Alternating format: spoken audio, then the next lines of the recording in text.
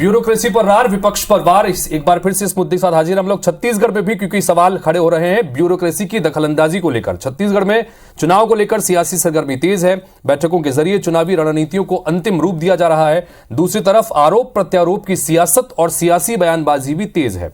और इसी कड़ी में आज मुख्यमंत्री भूपेश बघेल ने ट्वीट कर बीजेपी से 4 सवाल किए, तो जवाबी पलटवार करने के लिए बृजमोहन अग्रवाल सामने आए और कहा कि मुख्यमंत्री का काम सवाल करना नहीं, जवाब देना है। इतना ही नहीं, बृजमोहन अग्रवाल ने बयान दिया कि हमारे रडार में सीएम भी हैं, सरकार के इशारे पर काम करने वाले अधिकारी भी हैं, जिनको आने वाले 35 साल और काम करना है।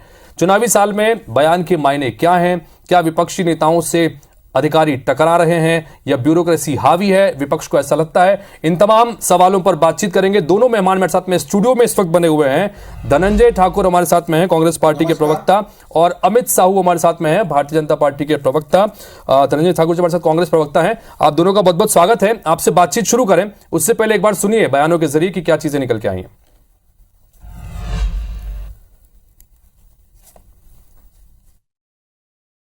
हमारे रडार में सरकार के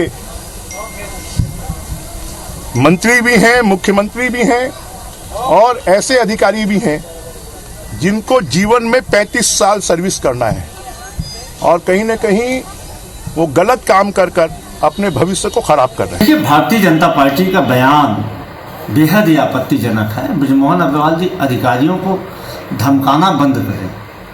अधिकारियों को धमका के आप चाहते हैं कि आपकी अनर्गल मांगे में मांगे, तो गलत है। भारतीय जनता पार्टी दरअसल अपना लोकतांत्रिक चरित्र खो चुकी है। उसके पास में छत्तीसगढ़ में जन कल्याणकारी मुद्दे नहीं बचे हैं। तो ऐसे में वो सरकार के द्वारा चलाई जा रही योजनाओं को बाधित करने के लिए अधिकारियों को धमकी दे रही है।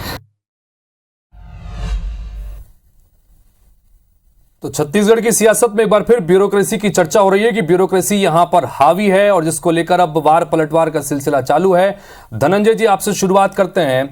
क्यों जिस तरह का जो बयान दे रहे हैं बृजमोहन अग्रवाल, साफ तौर पर वो कह रहे हैं कि हमारे रडार में मुख्यमंत्री भी हैं, मंत्री भी हैं और वो अधिकारी भी हैं जिनको 35 साल तक आगे सर्विस देनी है।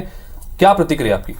देखिए, बृजमोहन अग्रवाल जी कोई पहले भाजपा के नेता नहीं जो इस प्रकार से अधिकारियों को धमकाने का काम कर रहे हैं। आप इसके पीछे चले जाइएगा, जब नगर निगम का चुनाव था तो पूर्व मुख्यमंत्री डॉक्टर रमन सिंह नगर निगम के चुनाव के प्रचार के दौरान मंच से अधिकारियों को धमका रहे थे।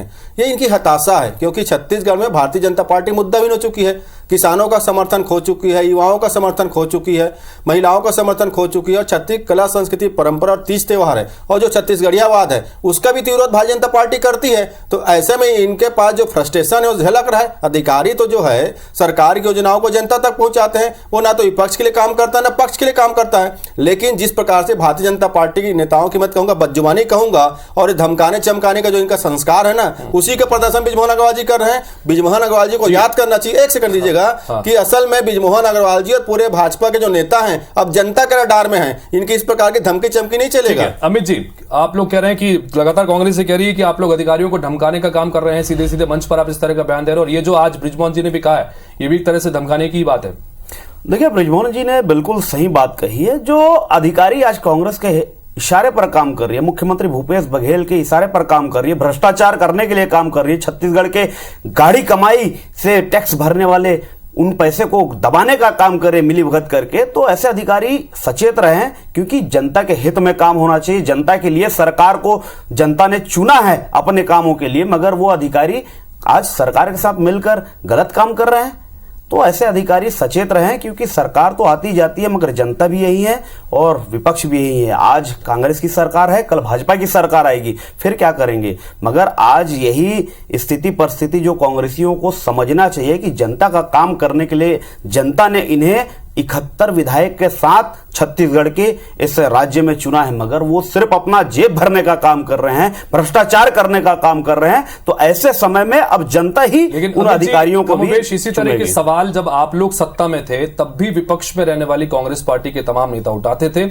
आपकी ही पार्टी के अपने मंत्री ने भी, ननकीराम कंवर ने भी प्रशासनिक आतंकवाद का जिक्र किया था और इससे दिलीप सिंह जूदेव ने भी इस शब्द का इस्तेमाल किया था कि प्रशासनिक आतंकवाद बहुत हावी है यहां पर। इसके संदर्भ में क्या कहना है? देखिए, बात तो सीधा सीधा यही है कि वर्तमान में हम तो ये बात करें, जनता का काम तो छोड़ दो, आज कांग्रेस के कार्यकर्ताओं का काम नहीं हो रहा है। आप चाहे सरकार के वरिष्ठ मंत्री टीएस सिंहदेव जी का बयान सुन लीजिए, कई इनके विधायकों का बयान सुन लीजिए, आज तो कांग्रेस के कार्यकर्ताओं का, कांग्रेस के विधायकों का काम नहीं हो रहा, तो जनता का काम कैसे होगा? और ऐसे में अगर उन अधिकारियों पर नकेल नहीं कसी जाए तो छत्तीसगढ़ का विकास नहीं, विनाश होना तय है। धनंजय जी क्या कहेंगे इसके ऊपर? देखिए, मैं तो अमित जी को धन्यवाद देता हूं जिन्होंने इस बात का जिक्र किया कि कांग्रेस कार्यकर्ताओं का काम नहीं हो रहा है। अरे कांग्रेस के कार्यकर्ता कभी अनैतिक काम नहीं करते, जैसे 15 साल तक भारतीय जनता पार्टी नेता अनैतिक काम आज दिख रहा है क्या कर रही कांग्रेस के कार्यकर्ता, इस प्रकार से अवैध वसूली कर रहे हैं, इस प्रकार से सोवियत चरस की आज गिरफ्तार है, उनकी पूरी संपत्ति जो है रडार पर है, उनकी संपत्ति घोटाला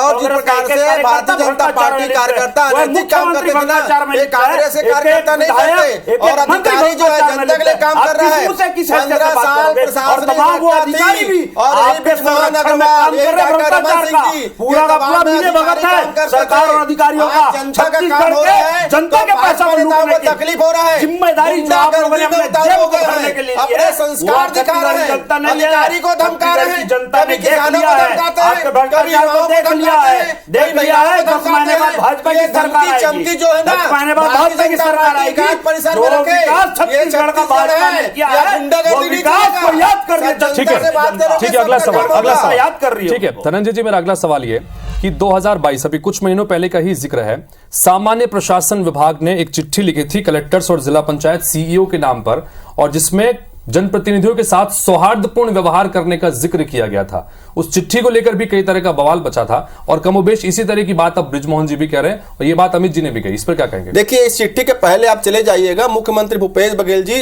शपथ लेते हैं मुख्यमंत्री के, उसके तत्काल बाद एक पत्र जारी होता है प्रदेश के सभी प्रशासनिक अधिकारियों को, सामान्य प्रशासन विभाग के द्वारा, कि जनप्रतिनिधि किसी भी पार्टी का हो, किसी भी संगठन को अगर आपके पास आते हैं तो सामान्य शिष्टाचार उस व्यवहार किया जाए। ये तो हमने पहले जारी किया था, क्योंकि 15 साल तक रमन सरकार में जो गुंडागर्दी था, प्रशासनिक आतंकवाद था, जिसमें प्रशासनों के बैठे अधिकारियों गुंडागर्दी चलती थी, अमन सिंह, चमन सिंह, दमन सिंह, कई सारे ऐसे नाम है, तो पूरा किसान यहाँ का परेशान था। मैंने अमन सिंह नाम लिया, पीड़ा शुरू हो गई ना, मैंने अमन सिंह का नाम लिया, जेल में है वो, हो गई, जेल में है, जेल में है, जेल में। अरे कई ऐसे अधिकारी है, सब निकल के आएंगे, हमने सबका खाता वही बाहर निकल का है। सभी नेताओं माल 4.5 साल में छत्तीसगढ़ का बटोरा है, अडानी का काम किसने किया?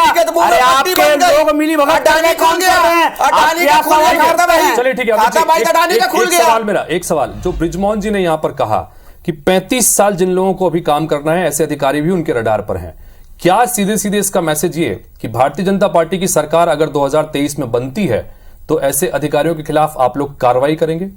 देखिए, कार्रवाई की बात तो बहुत दूर की बात है व्यास जी, मगर हमारा कहना यह है कि जनता का काम करने के लिए उन्हें उस पद पे बैठाया गया है। अगर जनता का काम नहीं होगा, जनता जिस उम्मीद पर बैठी है उन अधिकारियों के भरोसे, अगर वो काम नहीं होगा तो आने वाले समय में जनता भी खुद स्वयं उस अधिकारी का निर्णय करने के लिए सक्षम है, और हमारी सरकार है तो निस्संदेह उन सब पर कार्रवाई। धनंजय जी, फाइनल कमेंट इस विषय पर। देखिए, प्रदेश के अधिकारी कर्मचारी सरकार की योजनाओं को जन जन तक पहुंचा रहे हैं, यही पीड़ा भारतीय जनता पार्टी के नेताओं की है, क्योंकि ये जो झूठ बोलने काम करते हैं, जो गुमराह करते हैं, वो जनता सुन रही है, इसलिए अधिकारियों को धमकाने चमकाने कर रहे हैं। शाखा में इनको यही सिखाया जाता है ना गुंडागर्दी करना, उसका प्रदर्शन हो रहा है। शाखा में सिखाया जाता है, अरे आप तो कांग्रेसी हैं, आपके खून में ही शाखा का गुण नहीं है, भारत की संस्कृति का गुण नहीं है, आप होता कौन है सवाल उठाने वाले? आप पहले संघ की शाखा में आइए, आप खुद शिक्षित हो जाएंगे, आप खुद परिपक्व हो जाएंगे, आप भी भारत माता से प्यार करेंगे, आप भी देश की संस्कृति से प्यार करेंगे, और कांग्रेस स्वयं छोड़ देंगे धनंजय परिवार की। धनंजय सिंह जी,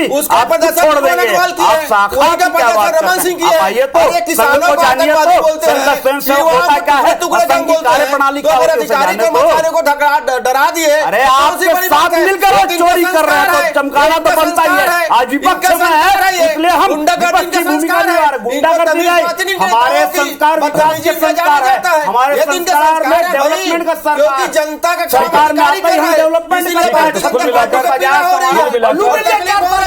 का। ठीक है, कुल मिलाकर समय खत्म हो गया, और लब्बो लुआब ये आपने मध्य प्रदेश की डिबेट को भी सुना, आपने छत्तीसगढ़ के दोनों नेताओं को भी सुना। बात यही कि कुल मिलाकर ब्यूरोक्रेसी के हावी होने का जो सवाल है वो लगातार विपक्ष द्वारा उठाया जा रहा है, चूंकि वहां पर विपक्ष में कांग्रेस है, वहां पर कांग्रेस को मध्य प्रदेश में लगता है कि ब्यूरोक्रेसी बहुत तरह से हावी है और सरकार अपने स्तर पर ब्यूरोक्रेसी को चला रही है। यहां पर विपक्ष में बीजेपी है, बीजेपी को यहां लगता है कि इस तरह की चीजें हो रही हैं। बहरहाल देखना होगा कि क्या वाकई में जिस तरह के आरोप लग रहे हैं उसकी सच्चाई क्या है, और दूसरी तरफ अगर सत्ता परिवर्तन जैसी स्थितियां बनती हैं तब और आगे किस तरह की चीजें निकल के सामने आती हैं। फिलहाल आप दोनों का बहुत बहुत शुक्रिया स्टूडियो में आकर चर्चा करने के लिए। तो इसी के साथ फिलहाल इस बुलेटिन में इतना ही। नमस्कार।